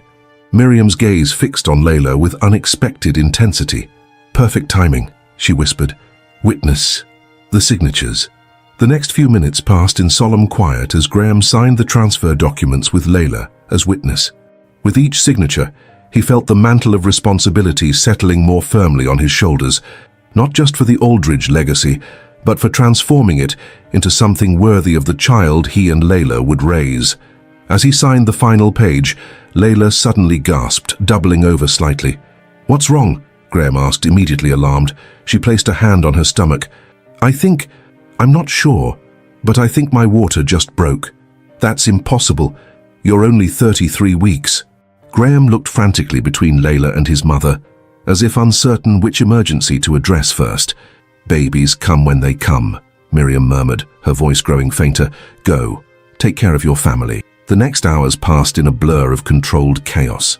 As Graham accompanied Layla to the maternity ward, nurses continued to monitor Miriam's declining condition. The hospital became the nexus of endings and beginnings, one Aldrich life fading as another prepared to enter the world. Layla's labor progressed with alarming speed for a first-time mother. The doctors expressed concern about the premature delivery, but assured them that at 33 weeks, with proper care, the baby had excellent chances. "You should check on her," Layla said during a brief respite between contractions. "Your mother. I'll be okay for a little while." Graham hesitated, torn between responsibilities. "Go," Layla insisted. "You might not have another chance." When Graham returned to his mother's room, the change was dramatic. Miriam's breathing was shallow, her consciousness slipping away. The doctor in attendance shook his head slightly. Not long now. Graham took his mother's hand, surprised at how light it felt, how fragile the bones beneath the skin. "I'm here, Mother." Her eyes fluttered open, focusing on him with effort. "The baby?" "Coming soon. Ahead of schedule." "Stubborn," she whispered. "Like you." Despite everything, Graham found himself smiling. "I wonder where I got that from." Miriam's fingers tightened fractionally around his. "I did love you," she said, the words barely audible. "Not well, but completely." "I know," Graham replied, surprised to find it was true. For all her manipulation, all her control, Miriam had acted out of a twisted form of love, a desire to protect what she valued, to secure what she thought was best for him. "Tell me," she struggled for breath, "tell me about my grandchild someday, even if I'm not there to hear." "I will," he promised, feeling the complex knot of emotions in his chest, anger, grief, pity, and something like forgiveness, not complete, but beginning. A nurse appeared at the doorway. "Mr. Aldridge, your wife is asking for you. The baby is coming." Graham looked down at his mother, knowing these might be their final moments together. "I have to go." Miriam nodded almost imperceptibly. "Go." Her eyes closed, strength finally depleted. Graham pressed a kiss to her forehead, then hurried back to Layla's side, arriving just as the final stage of labor began. 30 minutes later, their son entered the world, small but vigorous, his cries filling the delivery room with new life. "He's perfect," Graham whispered, tears streaming down his face as the nurses placed the swaddled infant in Layla's arms. "Absolutely perfect." As they marveled at their miracle, Graham's phone buzzed with a message from his mother's doctor. "She's gone. Peaceful. At the end." In that moment, holding his newborn son while absorbing the news of his mother's passing, Graham experienced the full circle of life with staggering clarity. The Aldridge dynasty had lost its matriarch even as it welcomed its newest heir, a transition of power, responsibility, and hope. Later that night, as Layla slept in the hospital bed and their son rested in the NICU receiving specialized care for his early arrival, Graham stood at the window overlooking Boston. The city lights glimmered against the darkness, a constellation of possibilities. He had signed the papers. He had accepted the mantle. The Aldridge Empire was now his to reshape, to reform, to reinvent according to his own values, not his mother's ambition or his father's traditions, but something new. In his pocket, he carried two symbols of this transition: his father's signet ring, which he had reclaimed from his mother's possessions, and a tiny hospital bracelet bearing his son's name, Charles Graham Aldridge, a bridge between past and future. The empire would continue, but on different terms, his terms. And as he gazed out at the city that had been his family's domain for generations, Graham made a silent promise to his newborn son. Power would serve love, not the other way around. That would be the new Aldridge legacy. "Mr. Aldridge, the board is ready for you." Graham nodded to his assistant, straightening his tie as he gathered his presentation materials. 6 months had passed since that fateful night, since his mother's death and his son's birth had occurred within hours of each other, marking the end of one era and the beginning of another. "Nervous?" Richard Shah asked, falling into step beside him as they walked toward the boardroom. "Terrified," Graham admitted with a small smile, "but certain." Today's meeting would determine the future of Aldridge Investments. Graham had spent months preparing this presentation, working with a team of advisors he trusted to craft a vision that honored the company's legacy while charting a bold new course. He was proposing nothing less than a complete restructuring, one that prioritized ethical investment, employee ownership, and community impact alongside profitability. As he entered the boardroom, Graham felt the weight of 11 skeptical gazes. The Aldridge board was old school, mostly men his father's age or older, accustomed to Miriam's iron-fisted leadership style. They had tolerated Graham's presence these past months out of respect for his name, but their patience was wearing thin. Jonathan Wexler sat among them, his expression carefully neutral, but his ambition unmistakable. "Gentlemen," Graham began, setting aside his prepared opening. "My mother believed that power must be jealously guarded and wielded from the top down. My father believed that success was measured purely in financial terms. I believe they were both wrong." A murmur rippled through the room. Graham had their attention now. "The Aldridge name has always stood for excellence, but too often at the expense of those who actually create our success. Today, I'm proposing a different approach, one that recognizes our responsibility, not just to shareholders, but to employees, communities, and future generations." For the next hour, Graham outlined his vision: an employee ownership program that would distribute 30% of company shares to the workforce over 5 years, a revised investment strategy that excluded environmentally destructive industries, expanded parental leave policies, and a restructured Aldrich Foundation with a focus on educational equity and economic mobility in the communities where they operated. When he finished, the silence was deafening. Finally, Vernon Hartwell, the oldest board member who had served since Charles Aldrich's time, cleared his throat. "This is unprecedented," Hartwell said carefully. "Miriam would never have considered such radical changes." "No, she wouldn't have," Graham acknowledged. "But Miriam is gone and the world is changing. We can lead that change or be left behind." "Pretty words," Wexler interjected, his voice smooth with practiced concern. "But the numbers don't support this level of idealism. Our shareholders expect returns, not social experiments." Graham had anticipated this objection. Actually, the numbers do support it. He distributed a detailed financial analysis. Companies with strong employee ownership models outperform their peers by an average of 4% annually over the long term. Ethical investment portfolios have matched or exceeded traditional returns over the past decade. This isn't idealism, Mr. Wexler. It's sound business strategy for a changing market. The debate that followed was intense but respectful. Graham answered each objection with data and conviction, never wavering from his central premise. The Aldrich way of doing business needed to evolve. By meeting's end, he had secured a conditional approval, 6 months to prove his concept with the first phase of implementation. It wasn't the unequivocal victory he'd hoped for, but it was a beginning. As the board members filed out, Hartwell lingered behind. "Your father would be proud," the older man said unexpectedly. "Not of the specifics, perhaps. Charles was traditional in his methods, but of your courage to chart your own course." "Thank you," Graham replied, genuinely touched. "That means a great deal coming from you." "Your mother, on the other hand," Hartwell continued with a small smile, "would be absolutely appalled, which suggests you're on the right track." As Graham gathered his materials, his phone buzzed with a text from Layla. "How did it go? Charlie and I are waiting with either celebration ice cream or consolation ice cream. Your choice." The message was accompanied by a photo of their son, now 6 months old, chubby-cheeked and bright-eyed, sitting in his high chair with ice cream smeared across his face. The sight filled Graham with a warmth that no boardroom victory could match. "On my way home," he texted back. "Definitely celebration ice cream." Home was the brownstone near Harvard Square, not one of the Aldrich properties, but a place they had chosen together.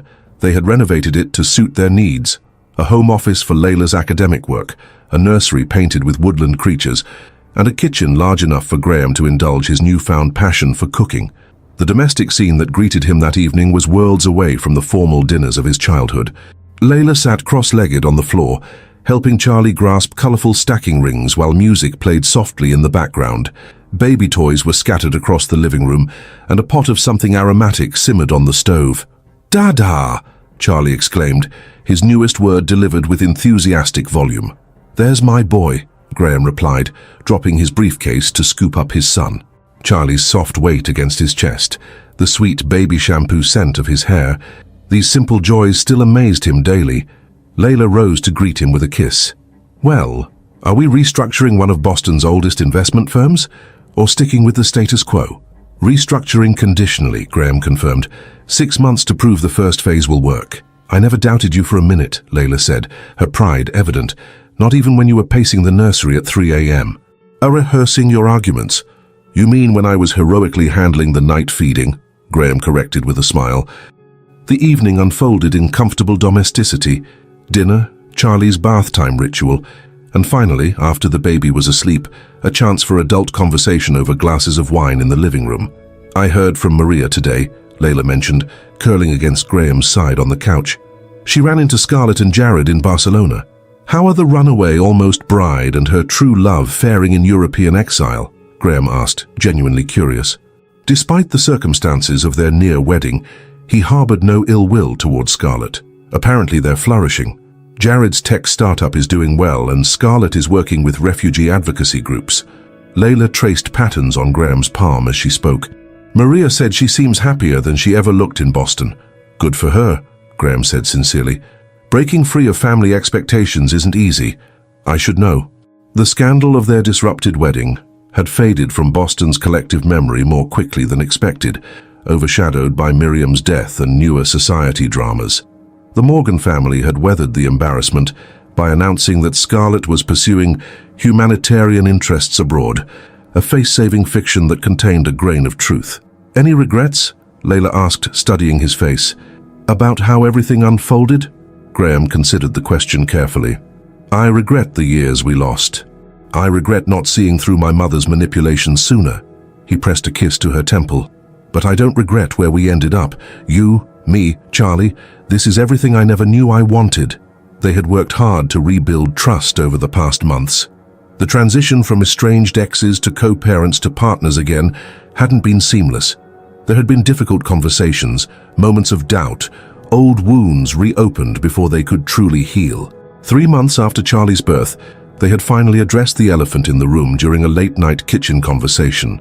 "I'm still angry sometimes," Layla had admitted, cradling a mug of tea between her hands. "Not at you, exactly. At the situation, at how easily we were manipulated. I shouldn't have given up on us," Graham had responded, the guilt he still carried evident in his voice. "When the treatments kept failing, I should have fought harder, looked deeper. We both believed what we were told by medical professionals," Layla had reminded him. "Your mother's manipulation was comprehensive. That's what scares me," Graham had confessed, "how effectively she controlled everything around us. What else don't we know? What other decisions did we make based on information she filtered?" That conversation had marked a turning point. Together, they had decided to investigate rather than speculate, to uncover the full extent of Miriam's interference in their lives and then move forward with clear eyes. What they discovered was both disturbing and liberating. Evidence of Miriam's hand in job offers Layla had been inexplicably denied, in the coincidental presence of certain people in their social circle, even in the breakdown of their fertility treatments. Bringing these manipulations into the light had allowed them to see their shared past with new clarity.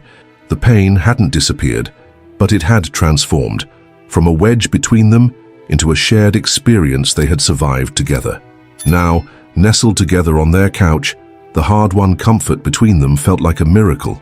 "I spoke with the foundation director today," Graham said, shifting to update Layla on another aspect of his inherited responsibilities.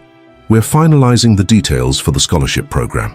The Miriam Aldridge Memorial Scholarship was perhaps the most complex piece of Graham's inheritance, an initiative he had created partly out of obligation, partly out of a desire to transform his mother's problematic legacy into something beneficial.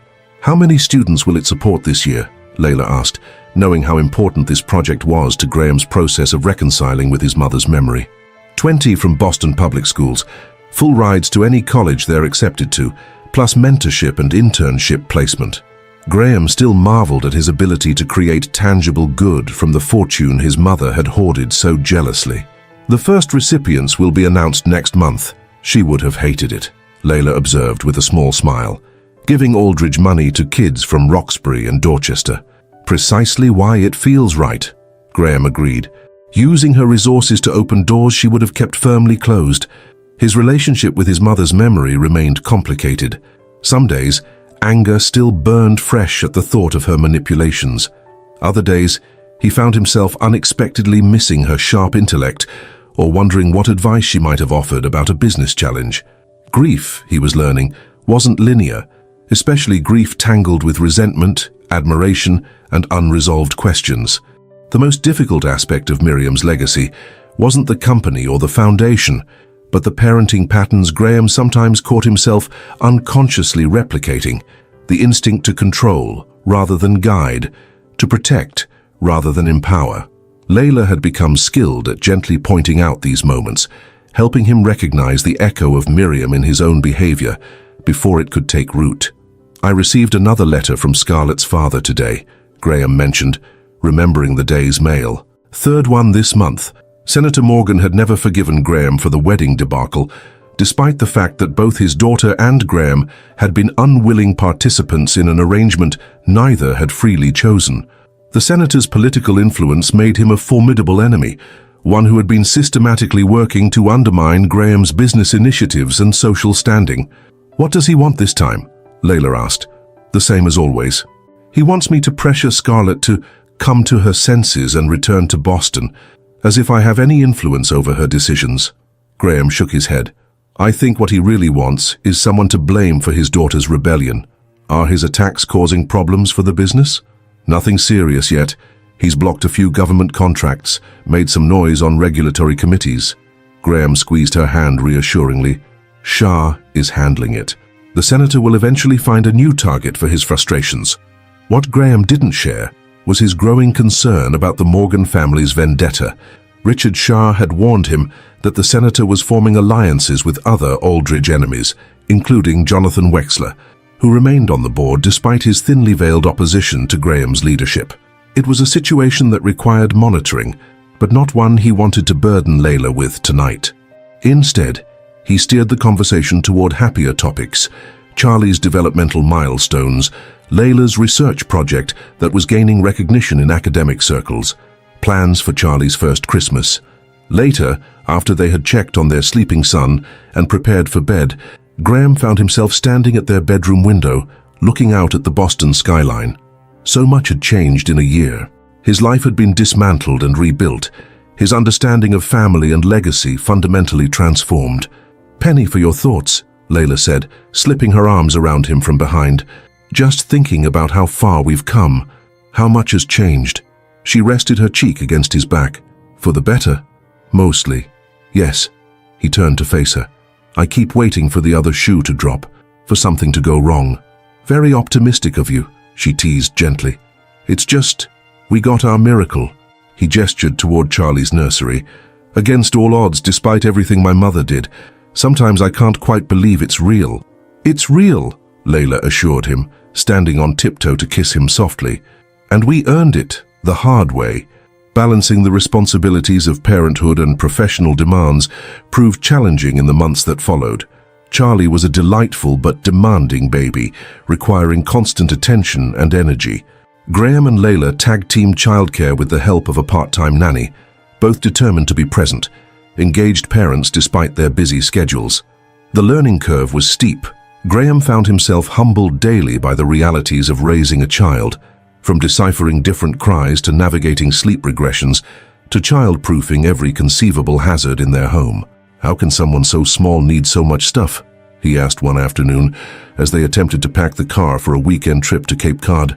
The vehicle was already overflowing with baby gear: portable crib, stroller, diaper bag, toys, and enough backup clothing to survive a minor apocalypse.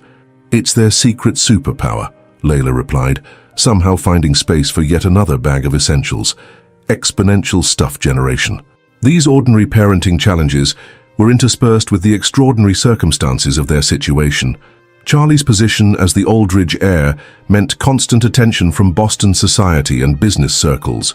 Graham found himself declining invitations to present his son at social functions, refusing requests for family photos from business publications, and generally shielding Charlie from the public role Miriam would certainly have insisted upon. "He'll decide for himself what relationship he wants with the Aldridge name when he's older," Graham explained to a particularly persistent society matron who had stopped them in the public garden one afternoon. "Until then, he's just our son, not a public figure." Meanwhile, the restructuring of Aldridge Investments progressed steadily, meeting both resistance and unexpected support. The employee ownership program proved especially popular, creating a level of loyalty and engagement that impressed even the most skeptical board members. Graham's ethical investment initiative lost a few traditional clients, but attracted new ones who appreciated the company's evolved values. By the end of the conditional 6-month period, Graham had the data to back his vision. The board voted 8-3 to proceed with the full restructuring plan, a victory made sweeter by Jonathan Wexler's visible frustration as the vote was tallied. "Congratulations," Vernon Hartwell told Graham after the meeting. "You've managed to change course without capsizing the ship. No small feat." Not all aspects of Graham's inherited empire were as amenable to transformation. The social obligations attached to the Aldridge name remained complex, particularly as they intersected with Layla's academic career and their shared desire for a relatively normal family life. They developed a strategy for navigating these waters, attending select events that aligned with their values, maintaining relationships with the more progressive elements of Boston society, and firmly declining the rest. "Mrs. Winthrop asked about you again," Graham mentioned one evening as he returned from a charity function he had attended solo, She seems personally offended that you've attended only 2 of her events this season. Layla looked up from her laptop where she was finalizing a research paper. Mrs. Winthrop will survive my absence, I'm sure. Did you secure the foundation support for the community college program? Yes. Full funding for the next 3 years. Your strategy of focusing our social energy where it actually accomplishes something is working beautifully. Their system wasn't perfect. They still encountered awkward moments and social landmines, but it allowed them to engage with the Aldridge social position on their own terms, rather than being consumed by it. On a crisp autumn morning just after Charlie's first birthday, Graham received an unexpected visitor at his office. His assistant announced, "There's a Ms. Morgan here to see you, sir. She doesn't have an appointment, but she insists it's important." Graham's surprise must have shown on his face. "Scarlett, show her in, please." Scarlett Morgan entered his office looking dramatically different from the society bride who had stood at the altar with him a year and a half earlier. Her hair was shorter, her clothing casual but elegant, and she carried herself with a new confidence that had nothing to do with her family name. "Graham," she greeted him warmly. "Thank you for seeing me without notice. Of course, this is unexpected. Last I heard, you were still in Europe. Just got back yesterday." She settled into the chair across from his desk. "Don't worry, this isn't a social call. I have information you need to hear." Graham's curiosity was piqued. "I'm listening." "My father is making moves against you, serious ones." Scarlett's expression was grave. "He's formed a coalition with Jonathan Wexler and 2 other board members. They are planning to challenge your leadership at the next shareholders' meeting." "On what grounds?" "They're building a case that your changes are undermining shareholder value. It's thin, but they're gathering support from the old guard who preferred your mother's approach." She handed him a flash drive. "This contains details of their strategy, including which shareholders they've already approached." Graham stared at the small device. "Why are you telling me this? Your father will be furious." Scarlett's smile was tinged with sadness. "Let's just say I'm no longer concerned with my father's approval. Jared and I are getting married next month, with or without family blessing." She hesitated, then added, "And I owe you. If you hadn't stood up at our wedding, if Layla hadn't exposed the truth, I might never have found the courage to choose my own path." "You don't owe me anything," Graham insisted. "We were both pawns in that situation." "Nevertheless," Scarlett rose to leave. "Use the information however you see fit. Oh, and Graham, what you're doing with the company, the ethical investment strategy, the employee ownership, it matters. Don't let them take it away." After she left, Graham immediately called Richard Shah to discuss this new threat. The situation was concerning but not dire. With advance warning, they could shore up support among key shareholders and neutralize the challenge. Still, it was a sobering reminder that the changes he was implementing had powerful enemies, people who preferred the old Aldridge way of doing business. That evening, he shared the development with Layla as they cleaned up after dinner, Charlie already asleep in his crib upstairs. "So Senator Morgan is still holding a grudge," Layla observed, passing a plate for Graham to dry. "Can't say I'm surprised. It's not just about the wedding anymore. It's about the company direction. Wexler and his allies represent old Boston money. They fundamentally disagree with distributing ownership to employees or prioritizing social impact." Graham set down the dish towel with a sigh. "Maybe I'm trying to change too much too quickly." Layla turned to face him, her expression serious. "Is that Graham Aldridge talking? Or is it your mother's voice in your head?" The question stopped him short. "What do you mean?" "Your mother would have said exactly that change should be controlled, measured, kept within acceptable boundaries." Layla took his hands in hers. "But you're not Miriam. You have a different vision, and it's worth fighting for." Graham felt a wave of gratitude for her insight. "You're right. I just don't want to put what we've built at risk." "Some things are worth the risk," she reminded him. "We should know that better than anyone." Later that night, after Layla had fallen asleep, Graham stood in Charlie's nursery watching his son's peaceful breathing. The moonlight cast soft shadows across the room, illuminating family photos arranged on the dresser. Graham and Layla on their wedding day, Charlie's birth, recent holiday celebrations, a visible record of their reconstituted family, their second chance. As he gazed at his sleeping child, Graham felt the full weight of his dual responsibility to protect what they had built together, while also transforming the problematic legacy he had inherited. It wouldn't be easy. There would be battles ahead, both public and private. The ghosts of his parents' influence would continue to surface in unexpected ways. But looking at Charlie, this miracle child who existed despite everything that should have prevented it, Graham found his resolve strengthening. Their path forward wouldn't be the one Miriam had envisioned, or the one Charles had abandoned. It would be one they forged themselves, step by difficult step. He returned to bed, drawing Layla close as she stirred slightly in her sleep. Tomorrow would bring new challenges, board meetings, shareholder concerns, the constant juggling act of family and responsibility. But for now, in the quiet darkness of their home, Graham allowed himself to believe in the life they were building, complex, imperfect, and completely their own. What he couldn't know, as sleep finally claimed him, was that the greatest challenge to their hard-won happiness was still to come. A final revelation hidden in the Aldridge legacy that would test everything they thought they knew about family, loyalty, and forgiveness. The next morning dawned bright and clear, a perfect New England autumn day. Graham and Layla moved through their familiar routine, Charlie's breakfast, more on the floor than in his mouth, packing his diaper bag for daycare, coordinating their schedules for the day ahead.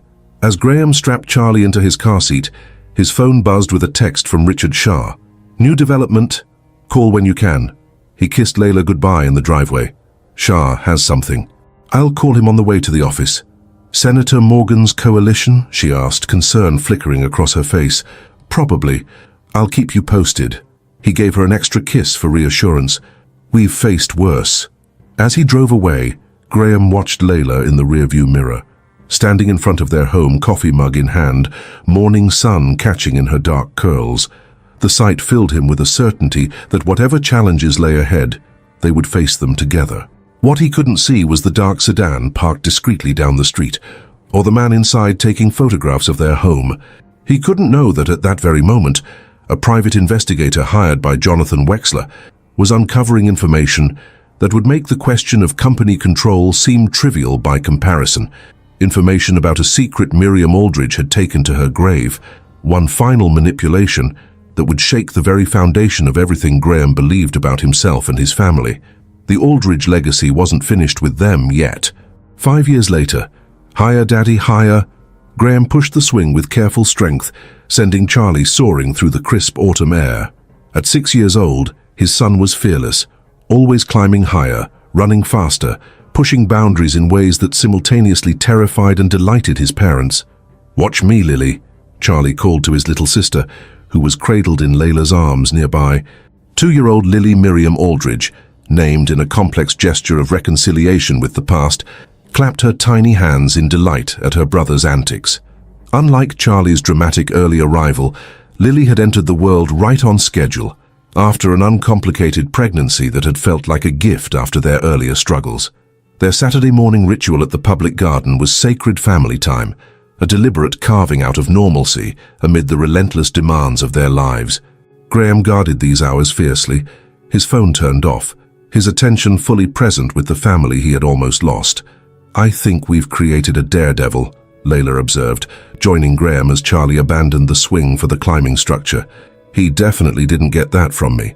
Must be the Aldridge genes, Graham replied with a smile, taking Lily from her arms. Though my mother would have disapproved of such undignified public displays of childhood exuberance. They could joke about Miriam now, 5 years having softened the sharpest edges of that complicated relationship. Time had granted perspective, allowing Graham to separate the genuine strengths he had inherited from his mother from the dysfunctional patterns he was determined not to replicate. Running Aldridge Investments demanded more than Graham had ever anticipated. The company had thrived under his leadership, its ethical investment strategy proving both profitable and influential. The employee ownership program had become a model studied by business schools, and the Aldridge Foundation's educational initiatives were changing lives across Massachusetts. But the cost had been substantial. 60-hour work weeks were common. Business travel regularly took him away from home. The constant pressure of responsibility for employees' livelihoods, for ethical business practices in an often unethical landscape, for maintaining the reforms he had implemented against persistent opposition, weighed heavily.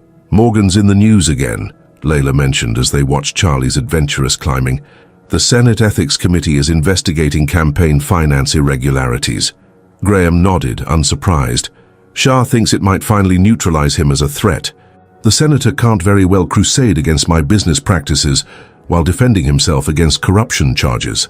The Morgan vendetta had continued for years, a persistent background threat that occasionally flared into direct confrontation. Senator Morgan had never forgiven Graham for the wedding disaster, despite the fact that Scarlett was now happily married to Jared, with a successful career in international humanitarian law. "Charlie, not so high," Layla called out, maternal concern temporarily interrupting their conversation. "I'm careful, Mom," came the confident reply from a height that made Graham's heart race. Their son had inherited Graham's determination and Layla's intelligence, combined with a fearlessness entirely his own. Already at 6, he showed signs of the man he might become, thoughtful one moment, boldly adventurous the next. Raising him was a daily exercise in balancing protection with freedom, guidance with independence. "He's fine," Graham reassured her, though he kept a watchful eye on Charlie's climbing. "Remember what Dr. Chen said about fostering healthy risk-taking?" Layla smiled ruefully. "I remember, it's just hard to watch sometimes." The pediatric psychologist had been part of their village of support over the years, helping them navigate not just normal parenting challenges, but also the unique complexities of raising children within the Aldridge legacy. Unlike Miriam, Graham and Layla were determined that their children would define their own relationships with the family name and wealth. As they gathered on a park bench for the snacks Layla had packed, Graham felt a momentary wave of contentment. These ordinary family moments, sticky hands reaching for apple slices, Charlie's animated storytelling, Lily's attempts to mimic her brother's words, these were the true treasures of his life, more valuable than any inheritance. Yet even here, in this haven of normalcy, the shadow of the past was never entirely absent. It resided in the security detail discreetly positioned nearby, a necessary precaution for the Aldridge family, in the occasional recognizing glance from passers-by, and most significantly, in the secret Graham carried, the final revelation that had altered their reality 3 years earlier. The manila envelope had arrived by courier on Charlie's 3rd birthday, addressed to Graham in handwriting he didn't recognize. Inside was a single document, a DNA analysis, along with a note from Walter Cabot, the family attorney. "Miriam instructed me to deliver this on this date. I'm sorry." The test results had been clear, clinical, and devastating. Charles Aldridge was not Graham's biological father. Further investigation had revealed the truth. Graham was the result of an affair Miriam had conducted with her husband's closest friend and business partner. Charles had discovered the deception shortly before his suicide, explaining the cryptic reference in his final letter about their arrangement having run its course. Miriam had kept this secret her entire life, revealing it posthumously with precise timing, after Graham had fully taken control of the company, after the Aldridge name and legacy had become inextricably tied to his identity. The revelation had sent Graham into a tailspin of questioning everything he thought he knew about himself. If Charles wasn't his father, was he truly an Aldridge? Did he have any right to the company, the foundation, the fortune he now controlled? Most painfully, had his mother's final act been one of truth-telling or one last manipulation from beyond the grave? Layla had been his anchor through the crisis, helping him see that biology was perhaps the least important element of his identity. "You are who you've chosen to become," she had reminded him. "The company you've transformed, the father you are to Charlie, the husband you are to me, that's who you are, not whose DNA you carry." Together, they had decided to keep this information private, sharing it only with Richard Shah for legal considerations. Charlie and any future children would never need to question their place in the world the way Graham had. It was a bitter victory, having everything he'd fought for, but discovering it was built on yet another lie. The Aldridge Empire was his to transform, but his claim to it existed in a moral gray area that sometimes kept him awake at night. "Daddy, can we go see the ducks now?" Charlie asked, interrupting Graham's reflections. "Of course, buddy." Graham stood, settling Lily on his shoulders. "Lead the way." As they followed Charlie's enthusiastic march toward the lagoon, Layla slipped her hand into Graham's. "You're thinking about it again," she said quietly. "I can tell by your expression." "Anniversary effect," he admitted. "It's been exactly 3 years since Cabot delivered that envelope." Layla squeezed his hand. "And 3 years of you proving every day that you're the right person to lead the company, regardless of biology. Sometimes I wonder if I should make it public, just lay everything bare once and for all." "To what end?" Layla challenged gently. To satisfy some abstract notion of truth, at the cost of our children's security and privacy? She was right, as she often was, about the most important things. Graham had transformed Aldridge Investments into a force for good, creating jobs, funding educational opportunities, pioneering ethical business practices. The good being accomplished outweighed the technicality of his bloodline. They reached the lagoon where Charlie was already counting ducks, and Lily pointed excitedly from her perch on Graham's shoulders. A photographer approached, clearly recognizing them. "Mr. Aldridge, could I get a family photo for Boston Magazine? We're doing a piece on business leaders balancing work and family." Before Graham could respond, Charlie stepped protectively in front of his parents. "No pictures today, please," he said, with a politeness that barely masked his firmness. "This is family time." Graham felt a surge of pride mixed with amusement. At 6, Charlie was already developing boundaries against the public interest in their family, a necessary skill for an Aldridge, biological or otherwise. The photographer apologized and withdrew, leaving the family to their duck watching in peace. Later that evening, after the children were asleep, Graham and Layla sat on their back porch with glasses of wine, enjoying the quiet and each other's company. "I've been thinking," Graham said, breaking their comfortable silence, "about establishing a trust for Charlie and Lily that exists outside the Aldridge holdings, something that's just theirs, regardless of what happens with the company or the family name." Layla considered this. "Because of the DNA revelation? Partly, but also because I want them to have options I never had. The freedom to walk away from the Aldridge legacy if they choose, without losing financial security." "That sounds like a decision your mother would hate," Layla observed with a small smile. "Which probably means it's the right one." Graham laughed softly. She'd be horrified. The Aldridge fortune divided and potentially directed away from Aldridge hands. Unthinkable. And yet here you are contemplating it. "Here I am," Graham agreed, gazing up at the stars visible above their garden, still figuring out how to make peace with her legacy. Layla set down her wineglass and turned to face him fully. "You know what I think? I think Miriam's final revelation wasn't meant to hurt you. In her own twisted way, I think she was trying to free you." "Free me? By telling me I'm not really an Aldridge?" "By giving you permission to remake the Aldridge name in your own image, without feeling bound by your father's, by Charles's traditions." Layla's insight cut to the heart of the matter, as it often did. "Think about it. She waited until you were firmly established as CEO, until you'd already begun transforming the company. She could have taken that secret to her grave." Graham had never considered this perspective. "So you think her last manipulation was actually a gift? A complicated, problematic gift from a complicated, problematic woman?" Layla shrugged. "Very on-brand for Miriam, honestly." The thought was oddly comforting. The possibility that his mother's final act had contained a measure of genuine care, however distorted by her controlling nature. As the night deepened around them, Graham found himself reflecting on the meaning of family, how it transcended biology, how it could be both inherited and chosen, how it could be a source of both deepest wounds and greatest healing.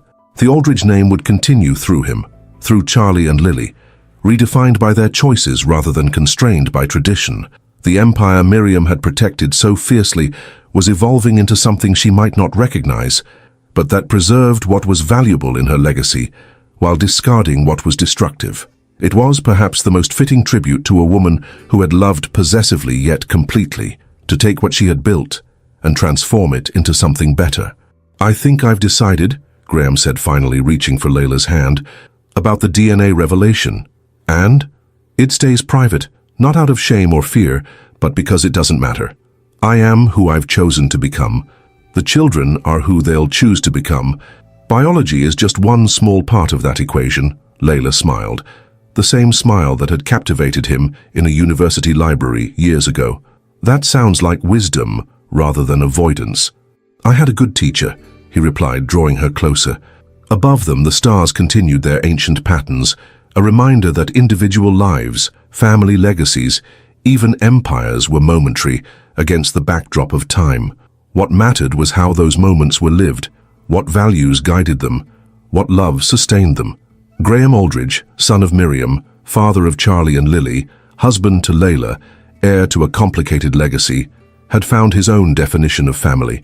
Not in DNA or tradition or wealth, but in the daily choice to love well, to lead ethically, and to create a future where his children could make their own choices with freedom he had never known. It was, in the end, a victory well worth its price. If this story touched your heart, and you want to keep following inspiring and moving stories, be sure to check out our upcoming videos. Subscribe to our channel and turn on notifications to stay updated on new content that can brighten your journey and provide valuable insights. Join us and keep exploring stories that truly matter. I'm sure the next video that pops up on your screen will touch you as well, so click on it now and we'll see you there.